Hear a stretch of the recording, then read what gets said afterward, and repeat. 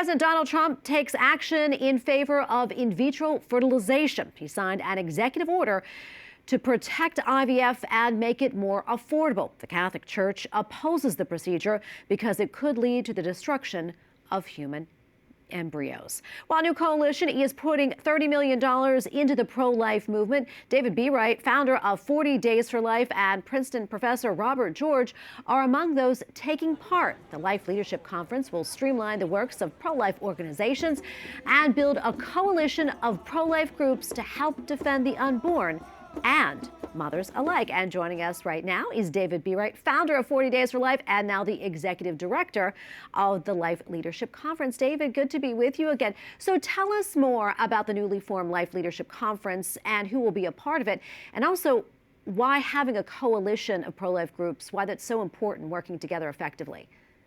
Oh, Tracy, thank you so much for having me. It is a blessing to be here. You know, in this aftermath of the Dobbs decision that reversed Roe versus Wade, the pro-life movement has been in a moment of great opportunity, but also great challenge. As the Supreme Court said, abortion is not a constitutional right, but they sent the decision back to the American people through their elected officials in the states and in Congress. And as a result, we now have 50 state-by-state battles all across the country.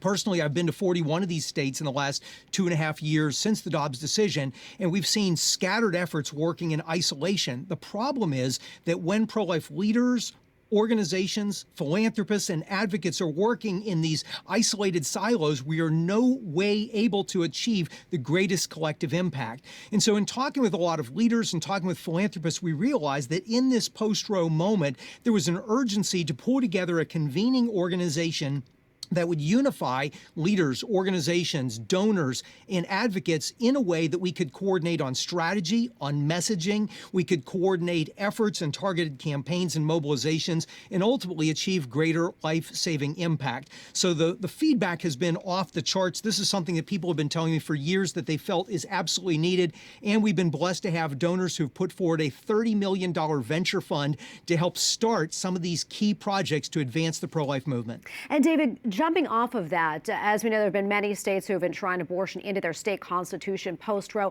How is your group going to fight back as a coalition against this? Yeah, well, first of all, we have to look at the landscape as it is, not as it once was. So we can't operate in a pre-Dobbs world. We have to operate in this new landscape, this new scenario.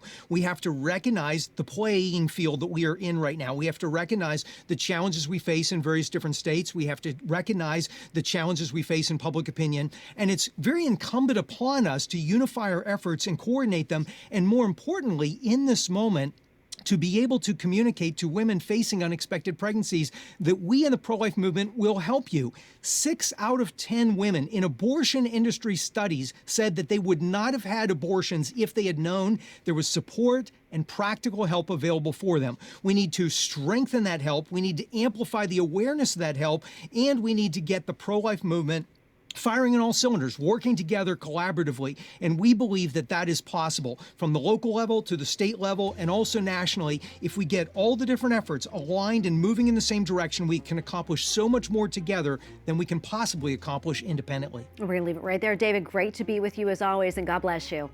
Thank you. God bless.